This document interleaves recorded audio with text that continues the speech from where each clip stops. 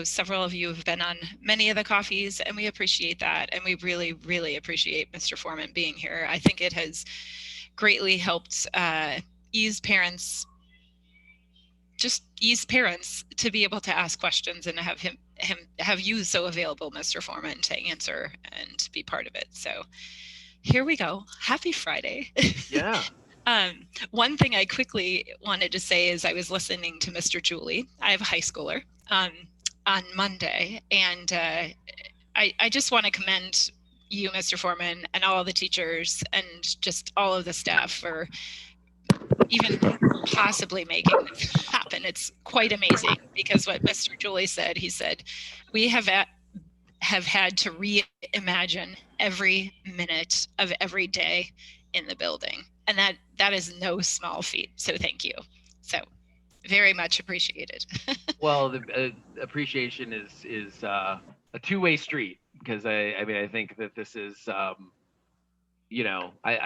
have always believed that it takes a community, but I think that this is we've had a lot of ebbs and flows here, right? And twists and turns. And I think that yesterday we only have about a day and 1.5 hours under our belt right now of concurrent teaching. And I think, kindergarten they were first on the moon, and they made their way through the day yesterday. And overall, the kids that were here in the building seemed engaged and happy, and the kids at home seemed connected in similar ways to what they have been used to. So I know that top of mind for teachers is how do we learn and figure this out kind of as we go. And so I do ask for, like, as we all ask for now of ourselves and our neighbors and our friends and colleagues and teachers and everything, is just a little bit of patience too as we figure it all out.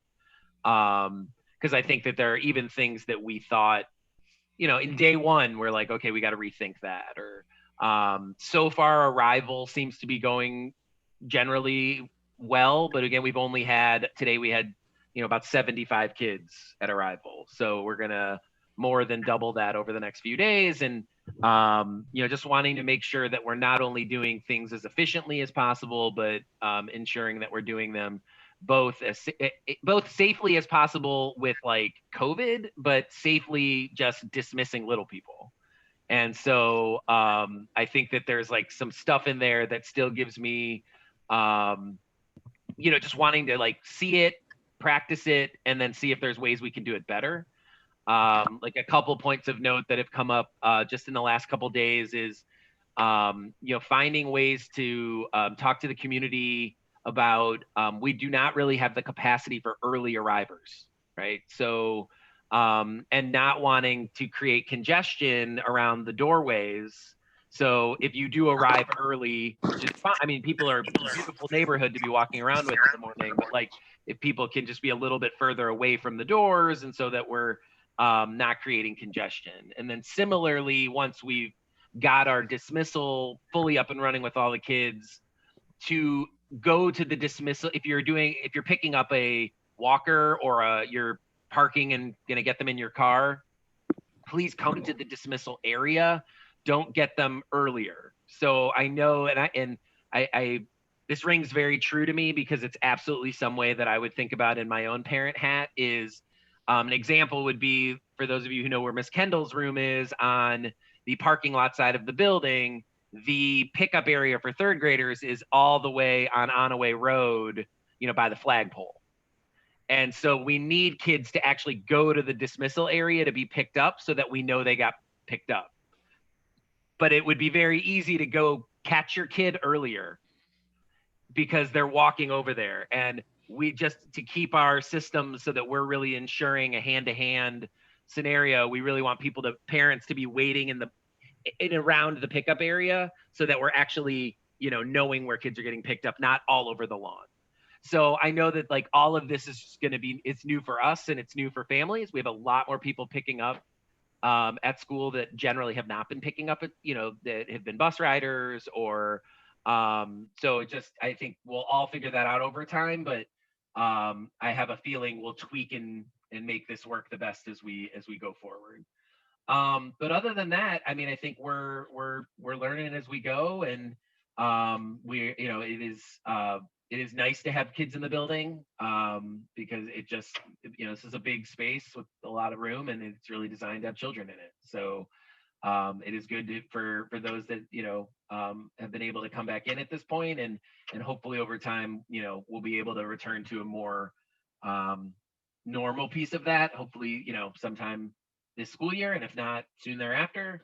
And these are all kind of the bigger picture places where, like, you know, what's going on in the world and what's going on in our community and our schools are like particularly intertwined. And so we're, you know, hopefully able to be all together soon. But I still felt like yesterday, I know one of the questions that came up at the PTO meeting on Wednesday was, you know, maintaining the community for the kids that are at home.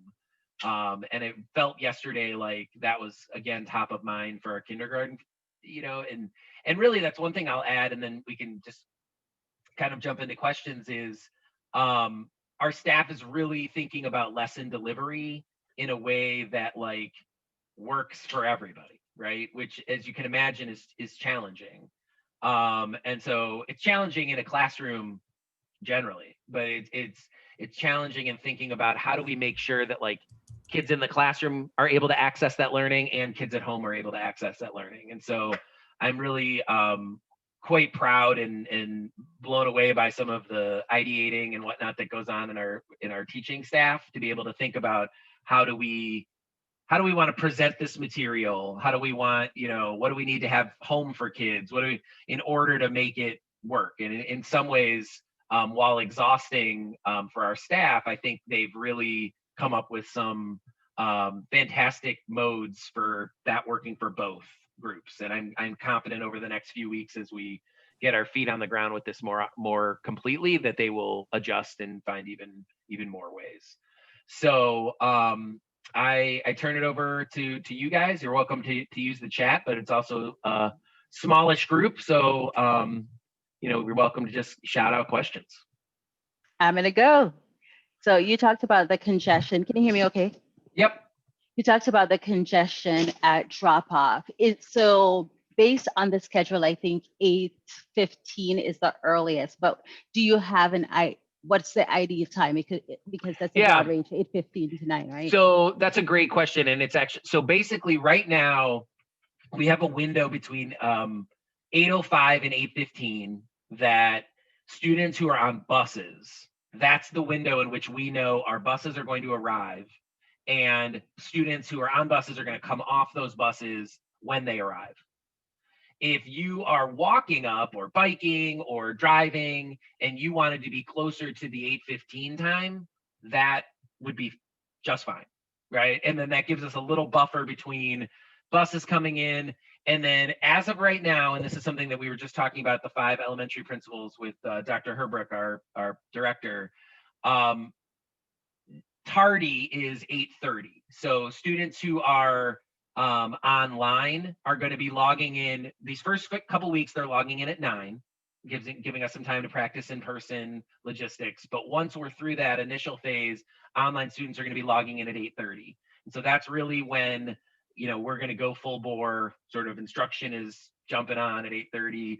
Breakfast on site, we're trying to end by 8:30 so that we're really able to kind of jump right into learning at that point.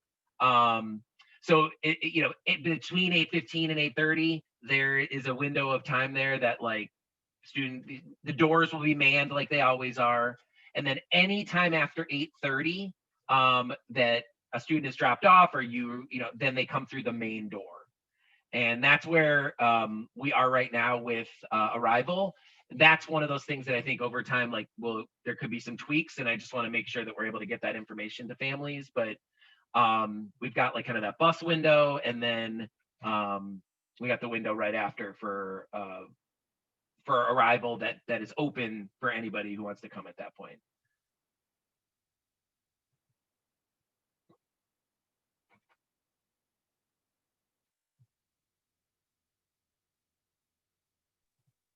Chat, but I have more questions. So you mentioned that we had 75 children yesterday? Today? Today? Yesterday we had 32. Oh, wow. What is our max on site Like number? like Yeah, or people that are registered, children that are I registered. feel like I'm John King right now. I'm going to go to my numbers. Bring up your map. I think that when we're somewhere like right around 200. And then that doesn't count our pre-K. So then when we have our pre-K back, they're starting on Monday with an AB hybrid situation. There'll be about another 30 to 40 in the building, depending on the time of day. And so we're at around like high 60s of students who are chosen to be on site as of right now.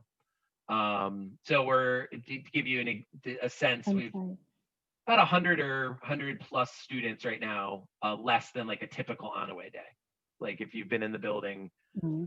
And I will say that like, that's one thing that even with just the 2 grades in this morning, obviously that's going to feel less because it's only 2 grades, but just the way we have our systems working, like kids are in their room primarily, right? Like we're not transitioning to specials. We're not transitioning to lunch, these things that kind of, there's a hustle and bustle. Like I was in one section of our hallway on the 2nd floor and I realized that like no students will ever need, like the way we have it oriented, no students will be in that section, right? Because they're always going to go the other. So like where the library is, for those of you who know Onaway well, like students are never going to be there because everyone who comes out of Mr. Gillette's room, which is right by the library, goes the other direction. So it's a little weird. It's a little weird and eerie, I'm sure at times, but it does feel a lot less busy right now. And I think even once we're once all the grades have in-person learning, it will still feel, the hallways will be quieter than they've been on a typical Onaway day.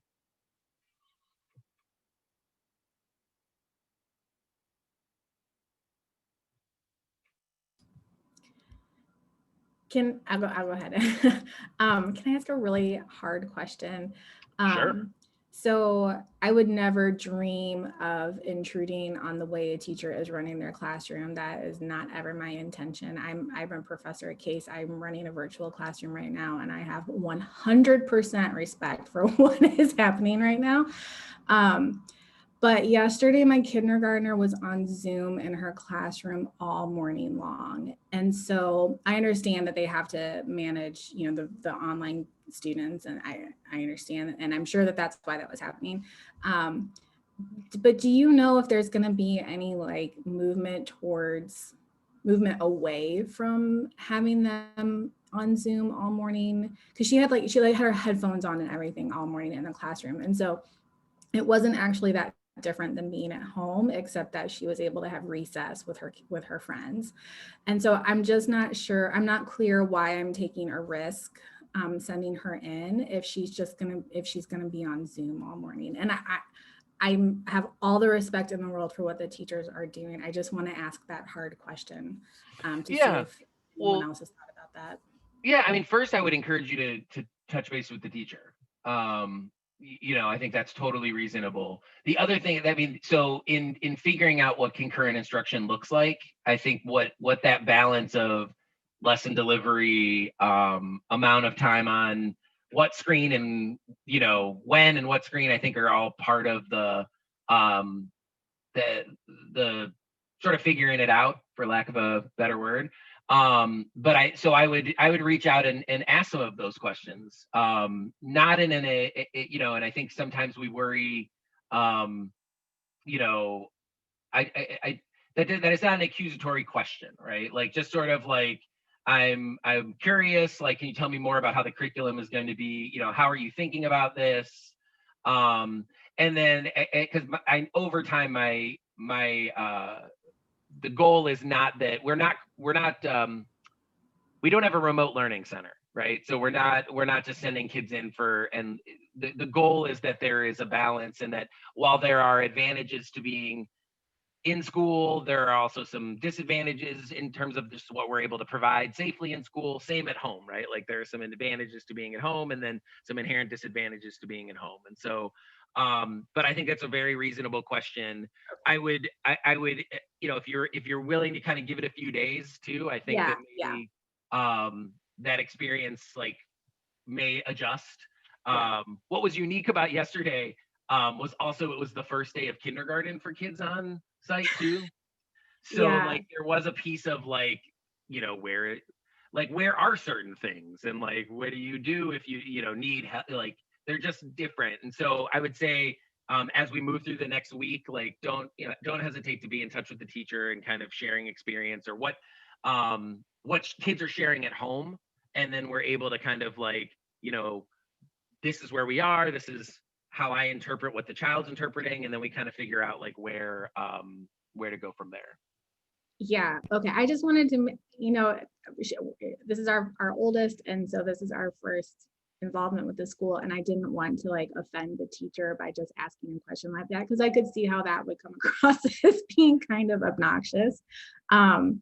But okay. And also I completely agree, like this idea that yesterday was the first day, and trying to do too much yesterday would have been probably more disastrous than anything. And okay. All right. So I'll just reach out to her directly. I think it's a totally, let's, see as the week or so moves on, just don't hesitate. I mean, I think that's important. Teachers would want to know. And just, Nicole, I asked that of the teachers when I saw the schedule a couple days ago, like what they were planning in terms of Zoom and screen time, because I think it's perfectly reasonable to like want to know what their expectations are if we're sending our kids back, and how much time they're going to be still sitting on computers. And I, happy with the answer I got, and there all that stuff made sense. Okay. Maybe a random question, or it's sort of less important than a lot of these questions.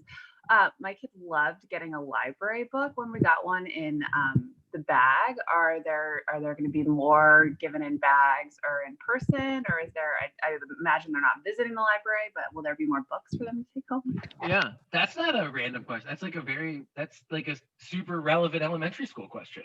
So yes, I mean the goal is that we are going to be utilizing our library similarly to the way. I mean, kids go to the library weekly during traditional non-COVID school. I don't think we're going to be able to do a weekly distribution, but we're working with our librarians across the district, as well as our library techs who work in the library. Miss Wemmer, for those of you who have Miss Kelly, Miss Wemmer, well, she's been with them all year. They work, and I know their goal is to not only, for both on-site and online students, figure out how do we do pickups of library books, or how do we get things put into kids' backpacks so they're just taking them home. Our older kids, we have an online, similar to the public library. I mean, all of our books are cataloged. And so Miss Meyer, our librarian, has taught the 3rd and 4th graders, or is in the process of actually getting them fully there to like know how to request things online. So that older kids will be able to actually pick things that they really specifically want, and those things can be sent home with them that way. So more to come, but absolutely 100% in the works. Great, thanks.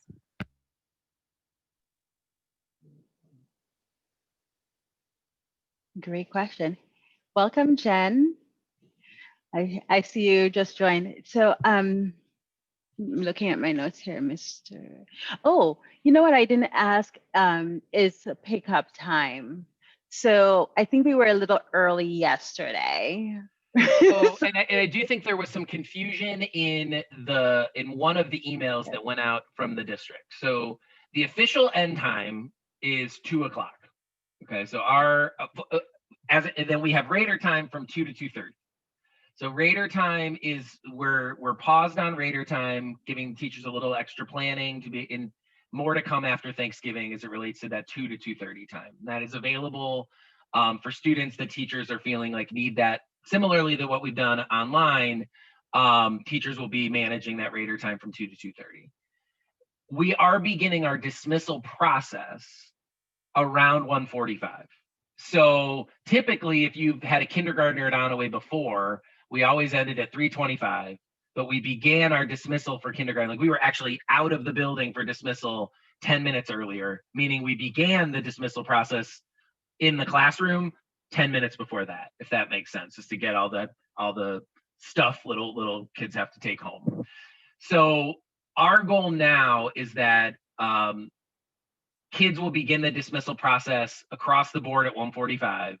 And then inside of the building, when we are all here, Ms. Duffett is going to stagger classroom. So like let me give you a little bit of the inside. So K and 1 students always get picked up by an adult and walked to the bus into the dismissal area by an Onaway adult. That's always been the case. 3rd and 4th graders have always gone to the bus independently and have gone to their pickup area, which has been just the door, with their teacher.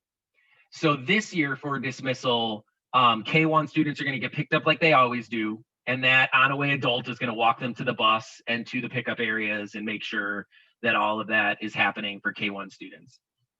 2nd, 3rd, and 4th grade students are going to be called staggered. So there might be 1 or 2 classes called at 1:45, another class called at like 1:48, another class called at 1:52.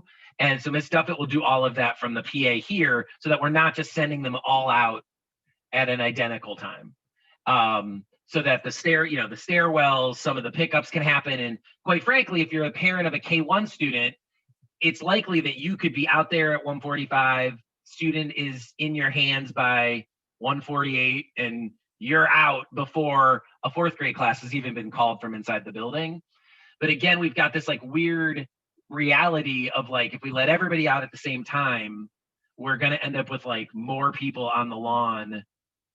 While I think we would still, given that we only have about 2/3 of our kids in school, I still think it would be spaced out and safe. I think we want to give a little bit more buffer there. So if you're coming to pick up, I think if you can be thinking about 1:45 as the earliest, but that 2 o'clock is the technical dismissal, and we're not going to leave students. Each of our pickup areas has an adult. That adult is with students. If you're picking up closer to 2 o'clock, there'll be an adult with them. Nobody's, sort of left on the lawn. We will, and the buses are all, arrive on time and are out by 2 o'clock. And so they should be home. If your child is riding the bus, they could be home in 5 to 15 minutes later. Okay. I guess I'm speaking from a person with 2 kids, right? A 3rd grader. I'm like, what's 3rd grader, kindergartner? I'm like, when should I show up? Yeah, that's a great.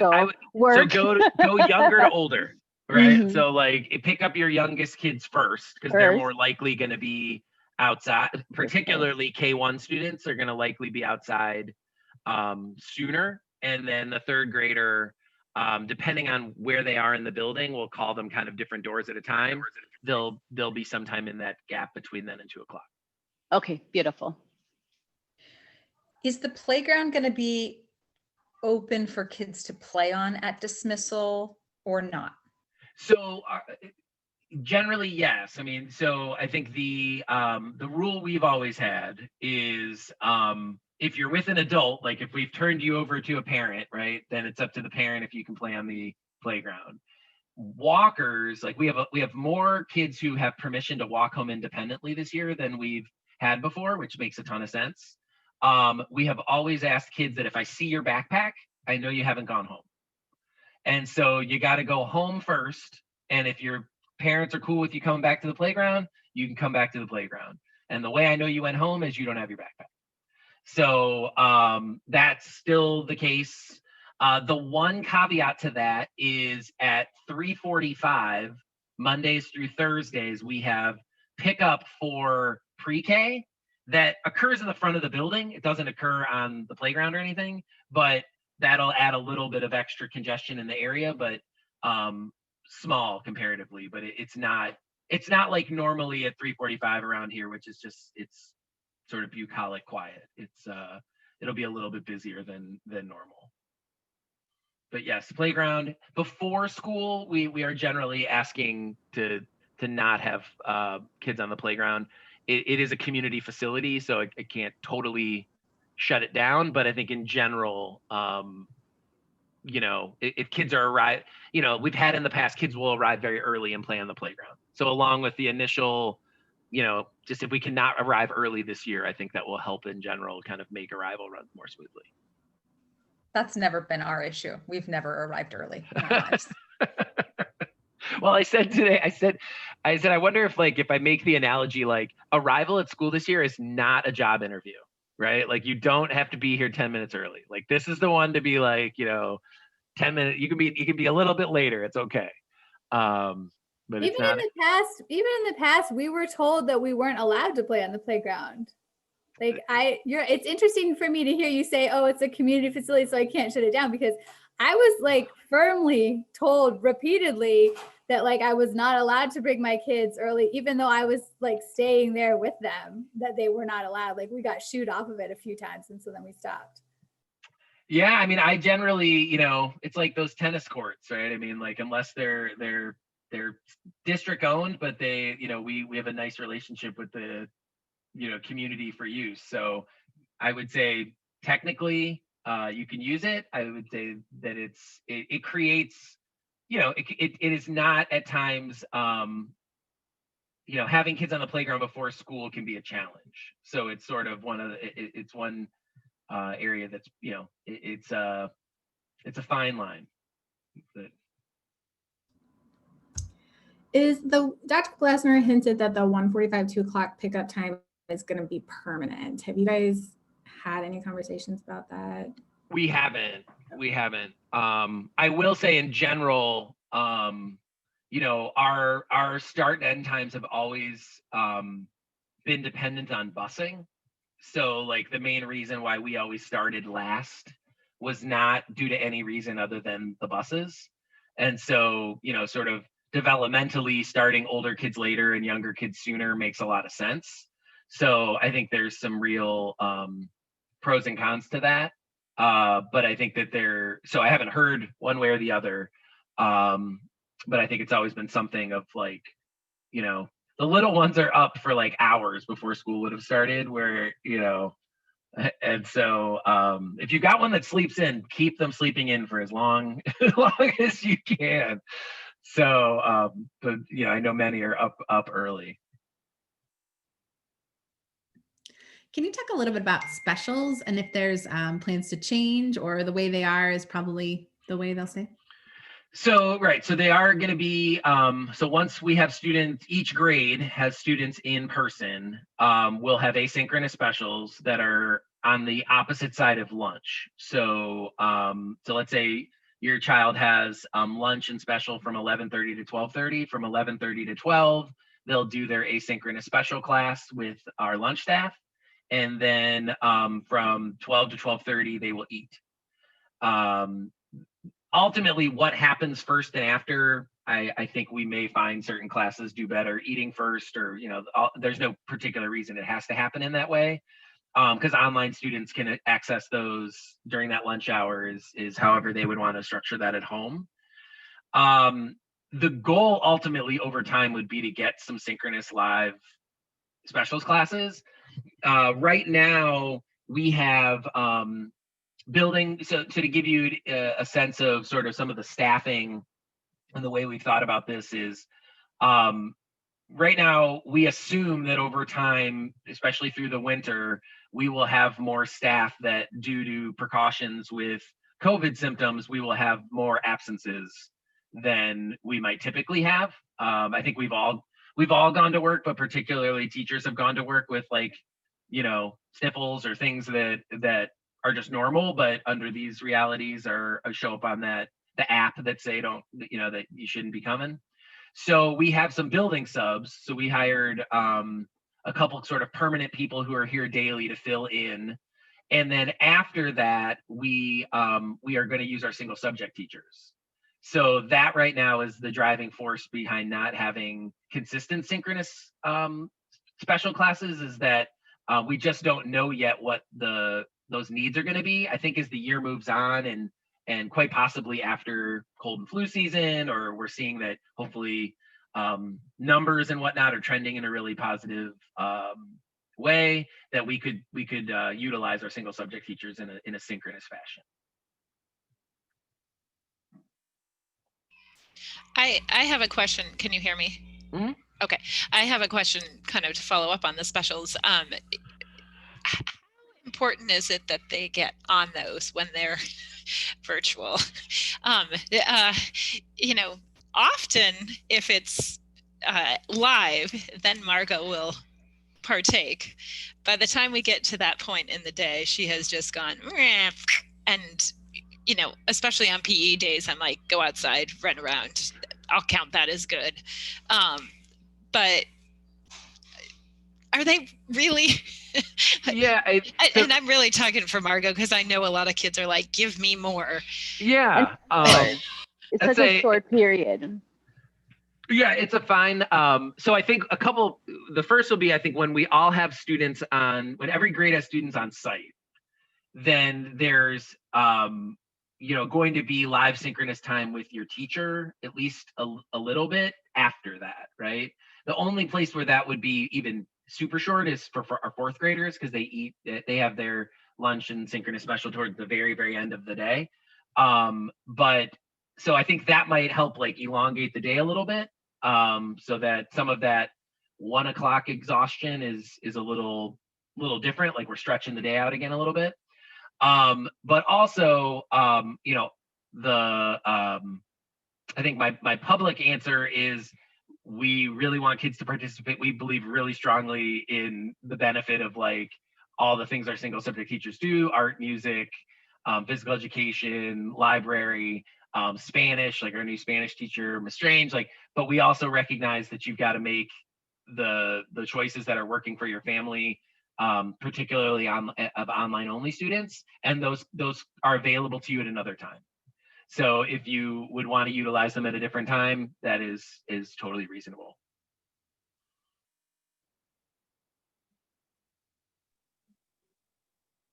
So you mentioned the app for symptoms. Are a lot of parents participating and using the app to track the symptoms? Because I'm speaking for myself, I did it for one kid and then and then I forgot. I just did ours right now, but I only did it for one kid today. So how are you guys reconciling that? So the short is yes. I mean, we have a fair amount of participation. The longer answer is like we still need to like figure out how we are getting everybody to download it, and then what I may or may not have forgotten to fill it out for myself one day, or like what are we? And I think the psychology behind the app, right, is just we all need reminders in this different time, that like just to check our children and to check ourselves before I come to work, and to check our kids before we send them to school. But over time, the goal would be that we would be reaching out to families who haven't filled it out. There is not as of right now, and do not anticipate this, that if your child came into school and you had not filled it out, that we're catching them at the door and doing they're going to come in and go to class. We're going to, but we may be reaching out and just as a reminder to please be filling it out daily. And then similarly, if you do put in that your child has a symptom and is not coming to school, we're working on a plan to have Ms. Klausner reach out to families and just to check in and say, what's going on, and is there anything that we can do to help? And we have had situations where families have said this has been purely precautionary, and we're just able to then communicate and know what's going on. So I would say that I guess to add on to that, more info to come, but if we can encourage neighbors and ourselves to just get into the routine of that, as you're getting ready for school every morning, just to kind of go through what you're already doing in terms of symptom checks and whatnot for your children, and then just to click the few buttons on the app to confirm. And that might be a good reminder too, Mr. Forman, that you still want an email to the teacher and to the school to say, hey, my kiddo's staying home today. And that might be a great follow-up too. Yes. Has a little sniffle, probably nothing. So then poor Nurse Klausner doesn't have to call every single family. Yes. So if you know your child's going to be absent, all of those normal absence procedures are still in play. So if you know your kid's going to be out next Tuesday, or you wake up in the morning and they just have a cold, normal, just call the school or email Miss Duffin or Miss Rice, and then let your teacher know. And then, according for our safety protocols, kids are, should be returning to school when they are symptom free. Can the students, if they stay home with the sniffles or whatnot, can we get work or Chromebooks for them so they can participate from home?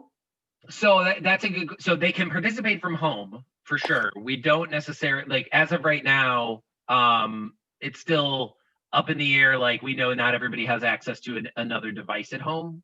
And so being able to figure out how to do that. I think it's a twofold thing too. Like, if they really are, if they are sick, right? Like, we want to encourage kids to rest and get better. We also know that, like, if it's just extra precautionary because of where we are with COVID, we also want kids to be able to access class if they can. And so that question has come up frequently in terms of, like, if they're not bringing their device home, how do we do that? And I think that there's more to come. Can we have teachers like posting links to worksheets? Like in kindergarten, a lot of it is worksheet. If I decide to keep Olivia home, yeah, she can access things from my Chromebook, but she's not going to be able to do the paper pencil unless I print it off.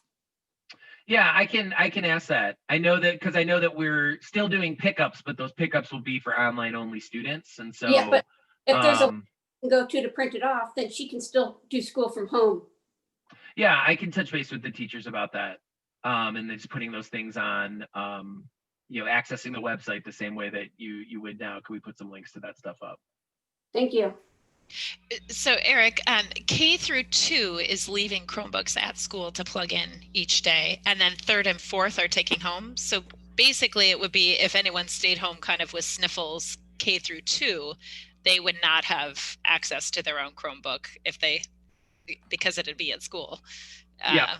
And then 3rd and 4th. So, okay. Yeah, 3rd and 4th will be, they're bringing those to and from school. I have kind of a follow-up question to that. So you mentioned that there will continue to be pickups for the kids who are staying remote, which my kids are. But will there be any kind of drop-offs or returning of the paper stuff that they've done? So right now, what they've been doing is like having the kids do the seesaw things or whatever, where they like hold up and show what they've done. But like, it's frustrating and annoying for everyone, including I'm sure the teachers, trying to like convey work that way, or for like my 4th grader to hold up his math notebook and stuff. Is there any sort of plan for like being able to submit completed things, hand them in on paper the way so that they could be doing the same thing as the kids that are there? Yeah, that's a good question. I mean, I think like something like Seesaw where kids are taking pictures, I think teachers I'm sure there are times when they can't read the picture or, but overall, like as a sort of delivery and then portfolio of kids' work, like there's some nice advantages to that. But they don't get any like stickers or any, like they. This is true. You can get online stickers, but I recognize that online stickers are not the same. Well, it's yes, I would say teacher, that's the kind of thing that I think over time teachers will start to feel like this is what I need more of or less of, or, and some of those tweaks and turns will definitely happen. It's funny when we talk about kids being, kids who are home with sniffles and various things, like somehow like it hit me, and I'm not saying I don't know what's going to happen with this because we're not there yet, but like this may be the end of the snow day, right? Like I feel like that's like a rite of passage of a Cleveland child is to wish for snow days. And so if we can always provide, so my gut tells me that most, we're still going to have some, at least could have the possibility of snow days, but with now knowing that, school's happening in multiple places with multiple things, like, it's just sort of the 2020 school world. But more to come on that. In West Virginia, they had Arctic Academy days instead of having the snow day, because they actually would send home packets of information at the beginning of the school year. Everybody, like for kindergarten and the lower levels, everybody gets a packet. The older kids could log in and do it online, and they would make an announcement. Now they did still have snow days though, because for the Arctic Academy days, the teachers still had to be able to to get in or whatever. And so like they still had snow days, but just like way fewer of them with the Arctic Academy. And the Arctic Academy, like there was some kind of rules about like how many days were allowed to be Arctic Academy days and stuff. But it worked pretty well from my perspective as a parent. Well, there's been, blizzard bags and things like that like, but yeah, I still, you gotta flush the ice down the toilet and wear your pajamas backwards and all of those kind of things that we all did. Anything else that I can answer or things that you're hearing that are out there?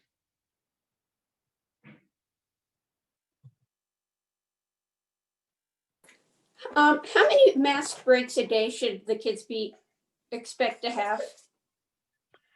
So I think that we're gonna know more over time. I mean, right now they're unmasked while eating, and so snack breaks and lunch breaks, and then nobody yesterday utilized our outside classrooms, but I think that will start to happen more once we get used to kind of coming in and out of school.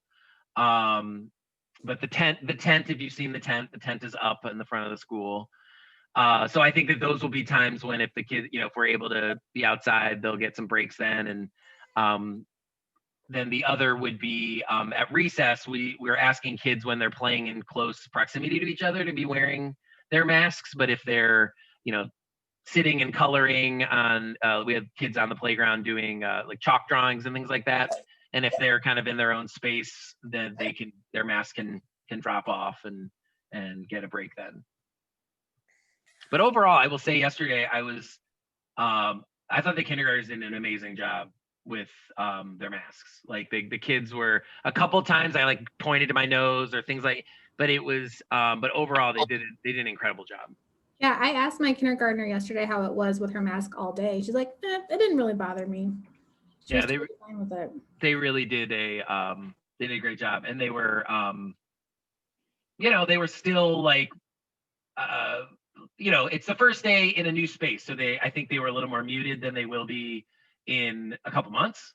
But overall, like they were still boisterous. And what was nice was Miss Duffin and I, our school secretary, like right before the buses came, there was this moment where we were like, oh my gosh, we didn't print class lists, like where the kids getting off the bus. And then like I stopped her and I was like, it's November, like all the kids know who their teacher is. Like it is the first day on site, but it's not August. So and every kid got off the bus and knew exactly who their teacher was, and it was very smooth in that regard. So a little bit of the first day mixed with like a little bit of November. This is maybe a later question, but do you know anything about Onaway Little Theater? Just because I do have a fourth grader. I don't, other than Miss Welsh and I have talked about it a few times. I mean, Miss Welsh is teaching kindergarten right now, so that's gonna, we'll know more as we know more about Miss Denton's treatment and whatnot when Miss Welsh will return to her original role. But I think the goal is to do something for Onaway Little Theater. What that is yet, I'm not sure, but I think we're definitely going to need parent brainstorming and support to think about like what is manageable and doable, but an experience that the kids will be able to have that while not traditional will be something that they will remember.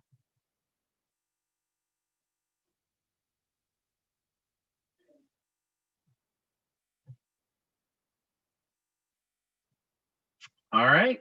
Well, I know we've got about 10 minutes, but if everybody's good, I think we can go check the internet. But just if anything going forward, I do encourage you to keep your teachers in the loop on your experience. Give a little time, but I'm confident that over the course of the next few weeks, like we'll settle into some routines and things that will work, and we'll take it one thing at a time. All right. Thank you guys. Everybody have a wonderful weekend, and we'll talk soon.